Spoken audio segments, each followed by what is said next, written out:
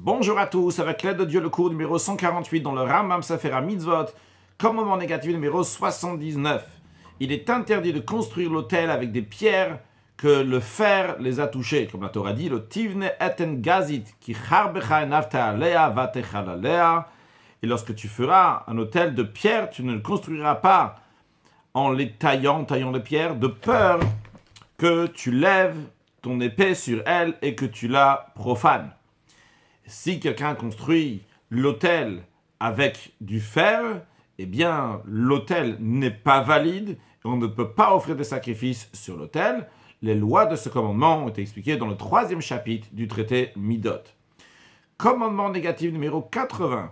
Il est interdit de monter sur l'autel avec des marches, pour pas qu'il va faire des grandes marches, qu'il va enjamber sur l'autel lorsqu'il va monter.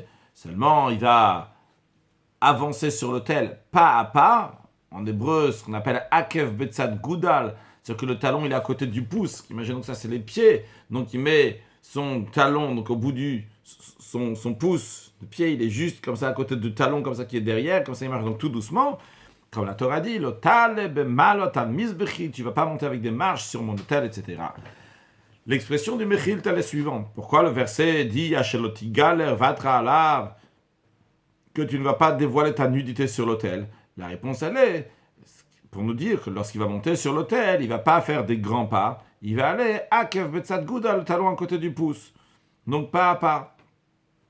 Maintenant, la forme, les mesures du kevesh, de la rampe pour monter sur l'autel, la construction, etc., c'est expliqué dans le 3e chapitre du traité Midot. Et tout celui qui fait des grands pas sur le misbéach à tel point qu'il dévoile sa nudité, il reçoit malkout les 39 coups.